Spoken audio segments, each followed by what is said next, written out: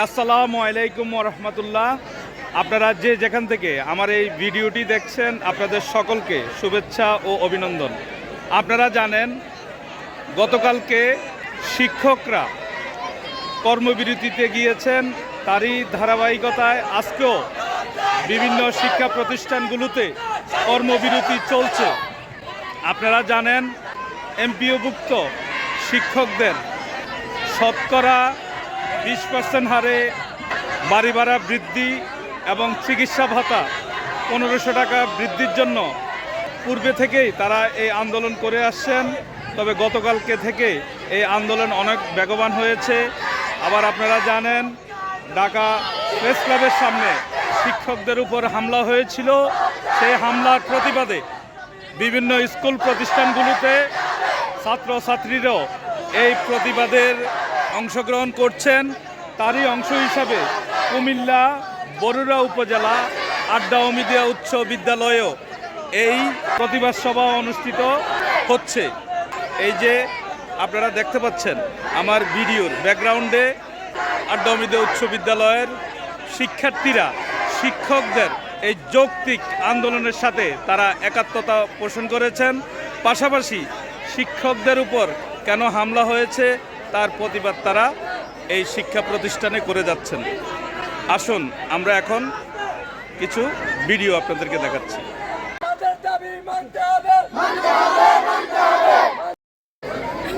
আসসালামু আলাইকুম। এই যে আপনারা আজকে ক্লাসে উপস্থিত না হয়ে এই যে আপনারা এখানে অনেকেই উপস্থিত হয়েছেন, এই যে একটা ব্যানারও দেখতে পাচ্ছি মানববন্ধন ও কর্মবিরতি। পাশাপাশি এই যে আমি দেখতে পাচ্ছি অমানবিক পুলিশদেরকে বয়কট করতে হবে। আসলে এই শব্দটি কেন? আমাদের স্যারের গায়ে রক্ত কেন? স্যাররা কেন এখন মাঝপথে তাদের দাবি আদায়ের জন্য যাইতেছে? স্যাররা কেন স্যারদের গায়ে হাত দেওয়া হইতেছে? স্যারদেরকে আহত করা হইতেছে কেন? আপনাদের প্রিয় শিক্ষকদের গায়ে কেন হাত তোলা হয়েছে তারই প্রতিবাদ স্বরূপ আপনারা এখানে উপস্থিত হয়েছেন। আপনার সর্বশেষ কি বলবেন এই প্রতিবাদ? সর্বশেষ বলবো যে স্যারদের সব দাবি মানতে হবে। বাড়ি ভাড়া 20% স্যারদের করে দিতে হবে। স্যারদের 3টা দাবি আছে, তাদের দাবি মানতে হবে। ধন্যবাদ আপনাকে। আসসালামু আলাইকুম। আপনারা জানেন গতকালকে শিক্ষকদের উপরে হামলা হয়েছিল। শিক্ষকদের কয়েকটি দাবি ছিল, তার মধ্যে ছিল 20% হারে শিক্ষকদের বাড়ি ভাড়া বৃদ্ধি, পাশাপাশি চিকিৎসা ভাতা 1500 টাকা বৃদ্ধির জন্য ঢাকা প্রেস ক্লাবের সামনে শিক্ষকরা মানববন্ধন করেছিলেন। আর সেই মানববন্ধনে শিক্ষকদের উপরে হামলা করা হয়েছিল। পাশাপাশি এই আজকে আড্ডা ওমিদিয়া উচ্চ বিদ্যালয়ে এসে দেখতে পাচ্ছি যে আপনাদের ক্লাস বন্ধ এবং শিক্ষকরা কর্মবিরতিতে আছেন। এখন এই বিষয়টাকে আপনি কিভাবে দেখেন? এটা একটা অনশন, কারণ আমাদের বাংলাদেশে সকল শিক্ষকই সমান। কিছু আছে এমপিভুক্ত, তারাও তো শিক্ষক, তারাও তো সরকারি শিক্ষকদের মতো সমান শিক্ষা দিচ্ছে। তারা কি কম দিচ্ছে? তারা কম দিচ্ছে না, কিন্তু তারা বিভিন্ন থেকে সুযোগ সুবিধা দিতে বঞ্চিত হচ্ছে। তারা তাদের ন্যায্য দাবি আদায়ের জন্য গত কয়েকদিন আগে ঢাকা প্রেস ক্লাবের সামনে অবস্থান করেছিল, কিন্তু সেখানে তাদের ওপর না পুলিশ আঘাত করে। এই পুলিশরা কি কোনো শিক্ষকের ছাত্র নন? তারা কি শিক্ষক মানবাধিকার নাই? কোনো মানবিক পূর্ণ নাই তাদের? তারা কি কোনো শিক্ষকের কাছ থেকে বড় হননি? আমাদের সরকার তাদেরকে, আমাদের এই এমপিভুক্ত শিক্ষকদের বিভিন্ন কথা থেকে বঞ্চিত করছে এবং তাদের সুযোগ সুবিধা, যেমন আমাদের বাড়ি ভাড়া 500 টাকা, কোনো এখন কি বর্তমান অবস্থাতে কোনো বাড়ি কি 500 টাকা দিয়ে দেওয়া হবে? আমাদের সেই শিক্ষকদের এরকম বাড়ি ভাড়া 500 টাকা থেকে বঞ্চিত করছে। তাদেরকে 500 টাকা দিয়ে বাড়ি ভাড়া বুঝিয়ে দেওয়া হচ্ছে, কিন্তু শিক্ষকদের বাড়ি ভাড়া চাওয়া উচিত মাত্র 75%। সে 75% দাবিও যদি তারা না মান্য করে তারা কি করতে হবে? এরকম প্রশাসন দিয়ে আমাদের কি দরকার?